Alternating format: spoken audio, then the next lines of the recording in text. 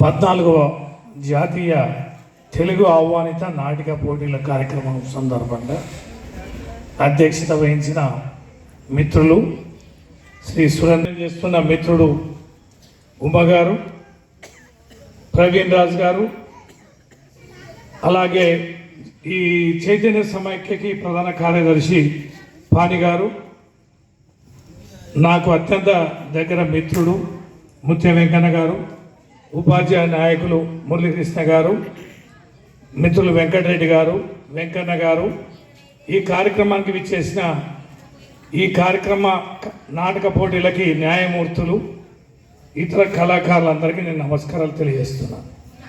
ఈ సుదీర్ఘ ప్రయాణంలో చైతన్య కళా సమైక్య 40 సంవత్సరాల ప్రయాణంలో ఇందము సురేంద్ర రెడ్డి గారు చెప్తున్నారు.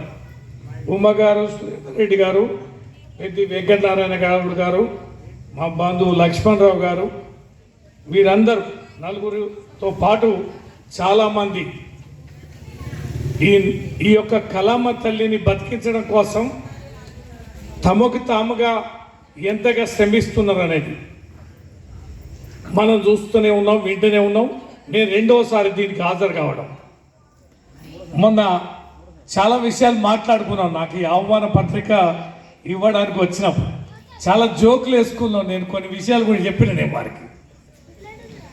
అంటే నాకు కూడా నేను ఇట్లా యాక్టర్ని కాదు, 1-2 స్కూల్లో చేసిన, కానీ నేను కళామ తల్లిగా పాత్ర వహించినోని కాదు, కానీ అపారమైనటువంటి ఎఫెక్షన్ అనుబంధం కలిగిన వాడిని.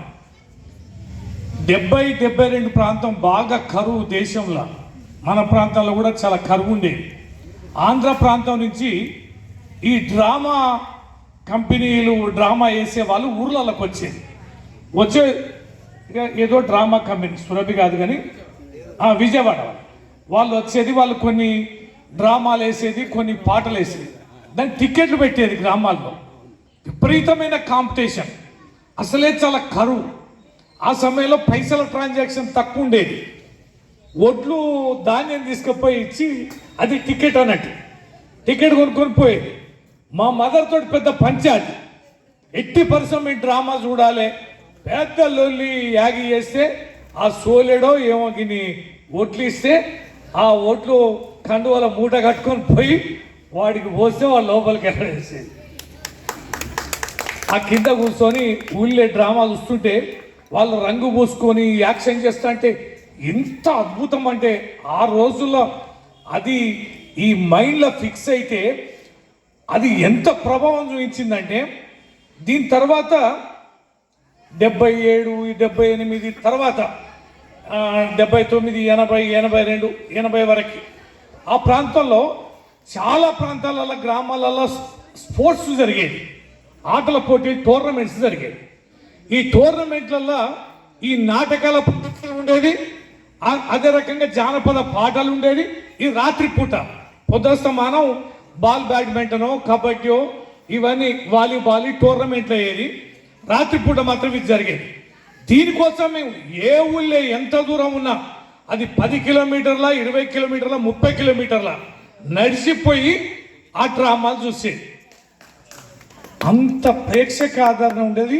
అప్పుడు సినిమాలు చూడడం అనేది చాలా గగనం ఎక్కడో ఉండేది. ఆ సినిమాలు మధ్యతరగతి పేద కుటుంబాలకి అల్లంత దూరాన్ని ఉండేది. వినోదం అంటే ఇదే. తర్వాత నాకున్న అనుభవంలో ఏంటంటే మా ఊరోళ్ళు అందరు కలిసి, ఈ చాకలోళ్ళు, మంగళోళ్ళు, వీళ్ళు కొంతమంది అందరు కలిసి కూర్చొని భాగవతం వేసేది, పౌరాణిక పాత్రలు.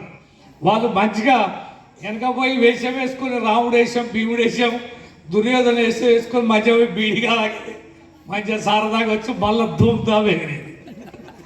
అయితే వాళ్ళని మేము ఊర్లో అంత పనులు చేసుకుంటోళ్ళు కదా, అంత పొలాల పనులు ఆ పనులు చేసుకుంటోళ్ళు.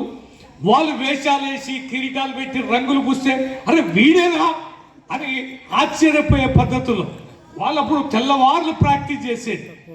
ఏది వాళ్ళే డోళ్ళు కొట్టుకునేది, వాళ్ళే సంగీతం వాయించుకునేది, వాళ్ళే పద్యాలు పాడేది. ఓ పద్యం ఇంత పొడుగు రాగా వీడికి ఆడికి వేదిక మీద ఉరుకుతుండేది. అసలు ఎంత చక్కటి అనుబంధం, ఎంతటి అప్యాయతలు. మన వాళ్ళని వేదిక మీద చూసుకొని, ఆ పాత్రలను చూసుకొని వాళ్ళ పాండిత్యాన్ని చూసుకొని వాళ్ళ కళా ప్రదర్శన చూసుకొని ఒక చదువురాని మోతుబరులు కష్టపడే పేదలు అంత పెద్ద సుదీర్ఘమైన పద్యాలు చదివి వేషాలు వేసి దానికి తగినట్టుగా వాళ్ళు ఆ నృత్యం చేయడం అనేది ఒక అద్భుతమైన ప్రజా జీవితంలో ఒక మంచి బంధాలని నిలిపినటువంటి ఈ కళమ్మ తల్లి ఈ వేదిక ఇలాంటి పెద్ద మనుషులు పెద్దవాళ్ళు చాలామంది సుదీర్ఘ కాలం దీంట్లో పునీతులైన వారు. కాలం మారింది, పరిస్థితులు కూడా మారినాయి. ఫోన్లు అనేది చాలా అడ్వాన్స్